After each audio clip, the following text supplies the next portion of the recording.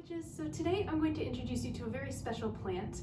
I actually planted this parsley plant exactly a year ago when we first really went into lockdown. So it's insane to think that was a year ago, and this guy has survived the entire time. He survived winter. I didn't even take him inside, and he's doing really great. So look at that.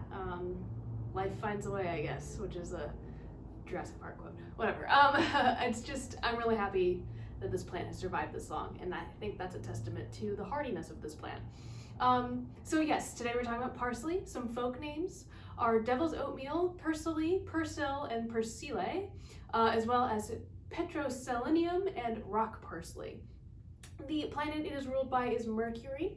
The element is air.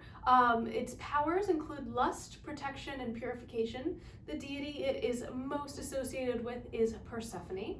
And in terms of magical uses, it provokes lust and promotes fertility. So this is kind of a good plant to keep around your other plants. So it kind of promotes growth. It also has associations with death and evil on the other side. So I think that's kind of where that Persephone duality is kind of coming in. But Romans used to take parsley sprigs and tuck them into their togas for protection. It was placed on food to guard from contamination, so in case someone was trying to poison somebody.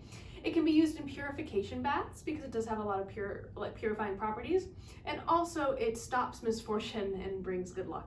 Yeah, that's parsley. Definitely recommend if this guy can last that long, especially through such a cold, snowy winter. I believe you guys can grow this too, I promise.